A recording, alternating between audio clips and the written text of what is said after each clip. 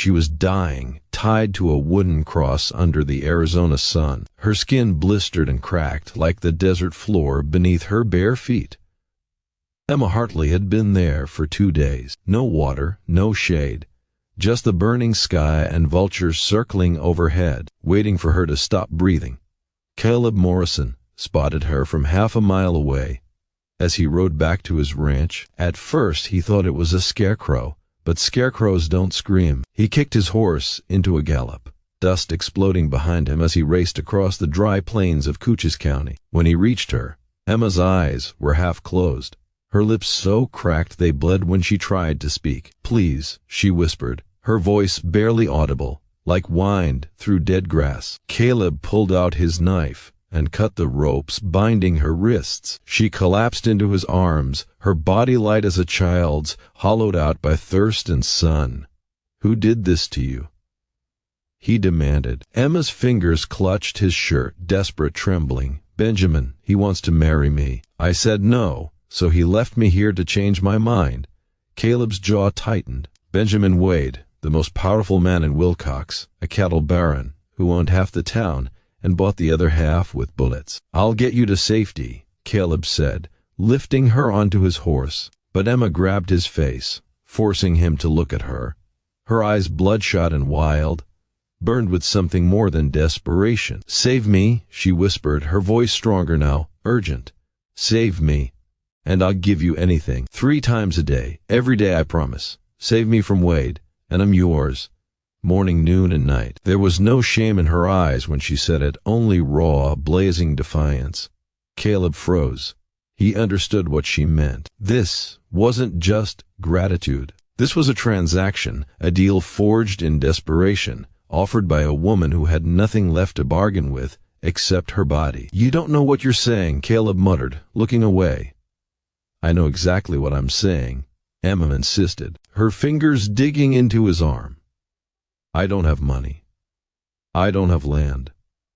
All I have is me, and I'm choosing where I belong." Caleb Morrison was 48 years old. He'd been a widower for 10 years, living alone on his ranch, breaking horses, and avoiding people. He was no saint, but he wasn't the kind of man who took advantage of a dying woman. Still, the way she looked at him, not with shame but with defiance, like this deal was her choice, her weapon, her way of taking control when everything else had been ripped away, made him swallow hard. "Let's get you home first," he said quietly.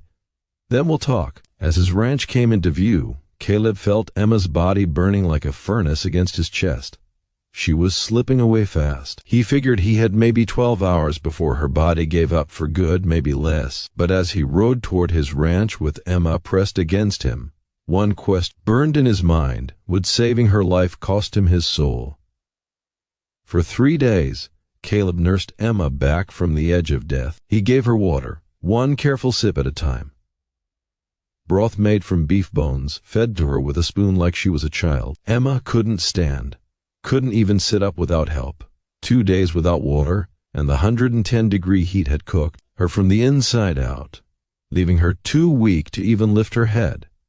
Caleb had seen men die from less in his cavalry days. He made a salt solution from memory, the kind army doctors used for soldiers dying of dysentery, and got it into her drop by drop. He wasn't a doctor, but 10 years in the cavalry had taught him enough tricks to keep a half-dead soul hanging on. He wrapped her sunburned skin in cool cloths, soaked in well water, and never once asked her about the promise she'd made. He figured she'd been delirious.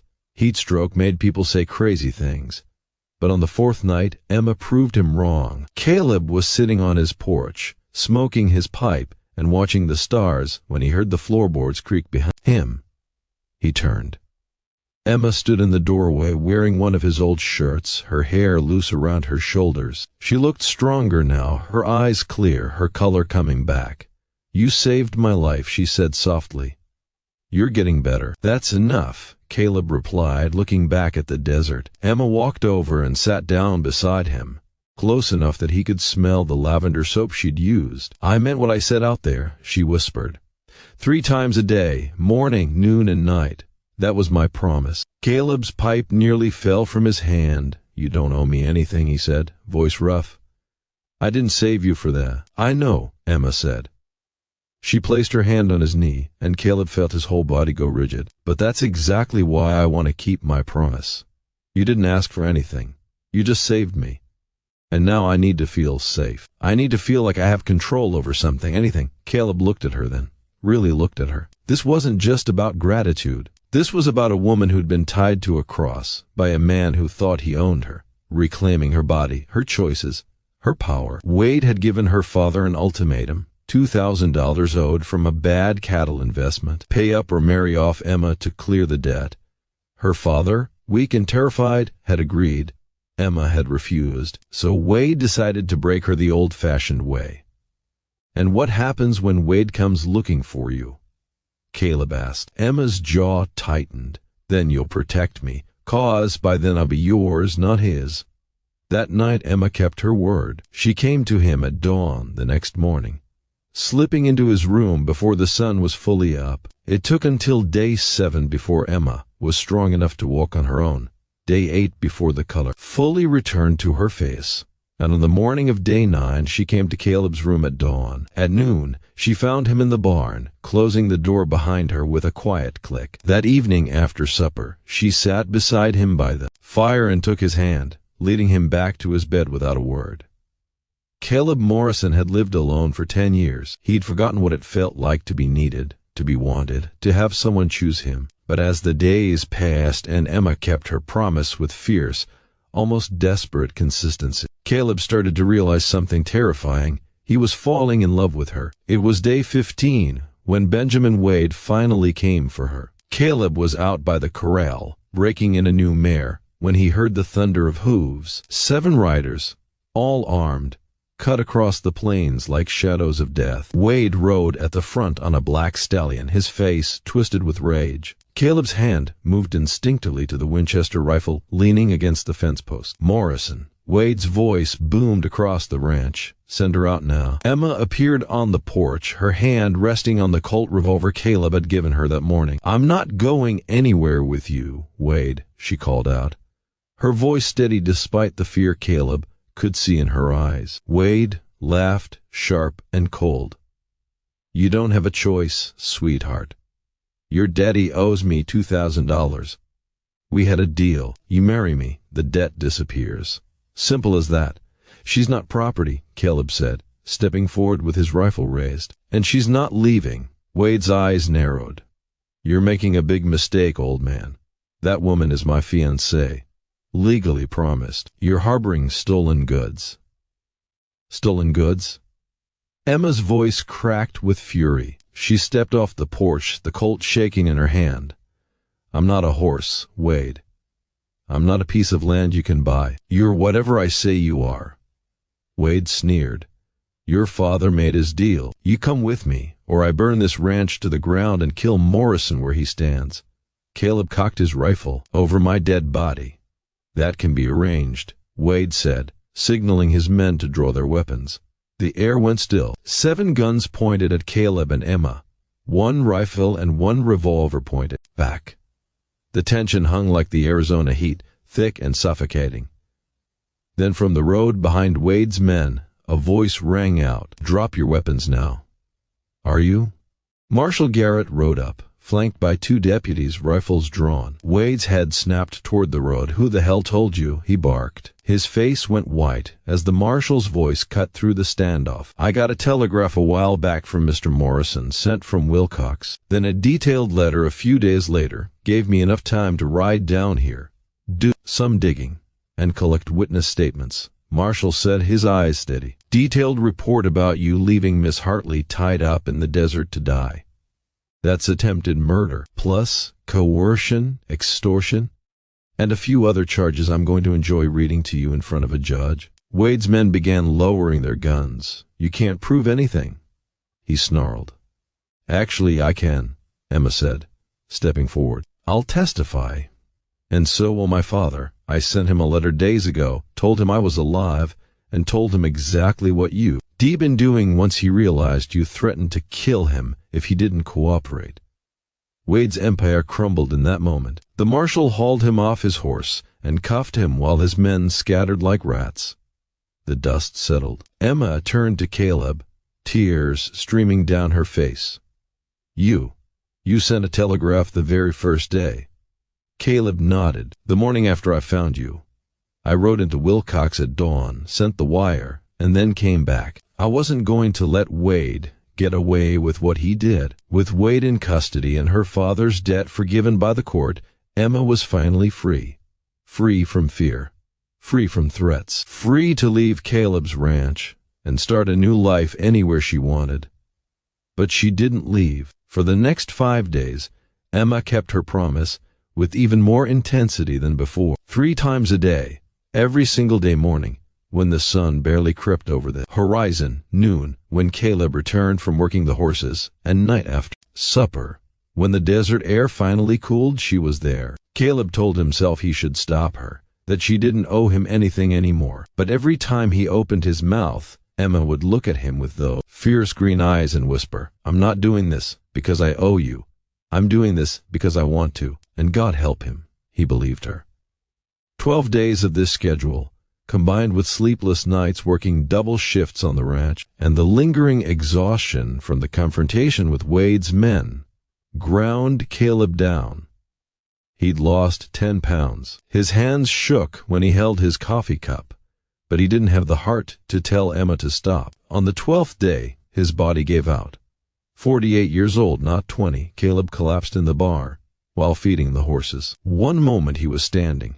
The next his vision went black, and he hit the dirt floor hard. Emma found him 20 minutes later, unconscious, face pale, breathing shallow. She screamed for help, but they were 8 miles from the nearest neighbor. Her hands shook as she dragged him inside, guilt consuming her. She had killed the man who saved her life, all because she'd been too desperate to hold on the only way she knew. She stripped off his sweat-soaked shirt, cooled his fevered skin with wet cloths, spooned water into his mouth, and whispered, "Don't you dare leave me.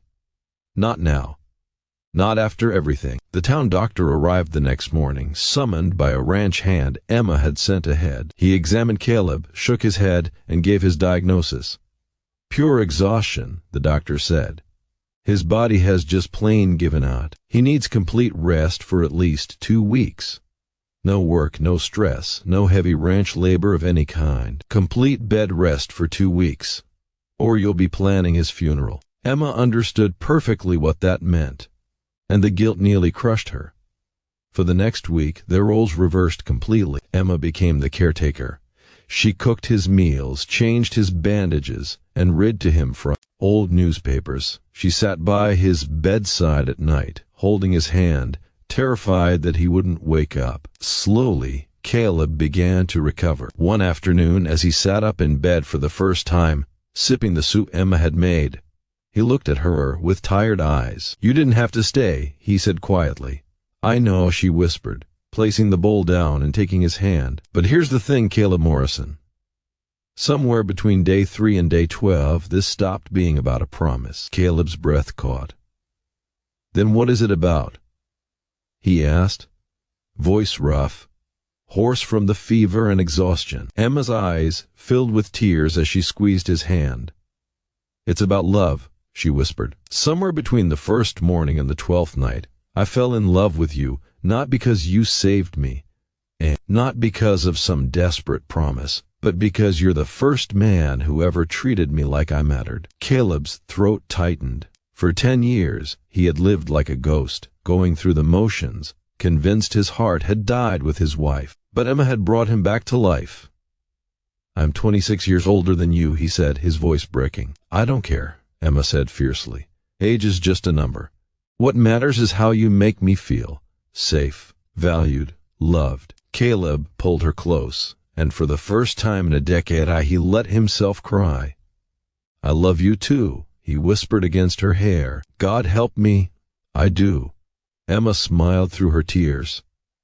"Then from now on, we do this because we love each other, not 3 times a day because of some bargain, but whenever we want, however we want, because we choose each other." Caleb laughed, a real, genuine laugh that shook his whole body. "Maybe we start with once a day," he said, teasing through the remnants of his weariness. "You nearly killed me with that schedule." Emma laughed, too, and the sound filled the little ranch house with warmth. 2 weeks later, she officially moved into the ranch as Caleb's wife. No fancy ceremony, just a simple declaration in front of the local preacher and a few neighbors. The town gossips had plenty to say about the young woman living with the older rancher. But Caleb and Emma didn't care. They had found something most people spend their entire lives searching for, a love born from desperation, tested by danger, and strengthened by sacrifice. Here's the truth nobody talks about. The best love stories don't start with perfection. They start with broken people finding each other in the wreckage. Anna's promise of 3 times a day had been just the beginning. What she really gave Caleb was a heart that had been dead for 10 years, brought back to life. And what Caleb gave Emma wasn't just a home. It was freedom, the freedom to choose love on her own terms, forever. Days turned into weeks, and weeks into months. Emma worked the ranch alongside Caleb, her strength and spirit growing with each sunrise. The desert no longer seemed harsh and empty. It was a canvas for their life together, full of hard work, laughter, and quiet moments beneath the sprawling Arizona sky. Caleb taught her to ride and rope cattle, and she, in turn, reminded him what it felt like to feel alive, to wake up with a reason to smile, to hope. They had survived heat, thirst, bullets, and threats, but the one thing that endured was the bond they had forged in fire and fear. And every night, as the stars spilled across the western sky, they held each other close. No bargains needed, no promises forced, just love, chosen and cherished, strong enough to endure anything. If this story hit you somewhere deep down, think on it a moment. Some love comes sudden, wild, and unexpected, like a desert storm tearing across dry plains. It doesn't wait for timing, circumstance, or reason. And sometimes, just sometimes, it shows up when you've already given up, when you think your chance has passed. Caleb and Emma were proof. It ain't over until it's over. And hope can ride in on the back of a black stallion, bringing life to hearts thought lost forever.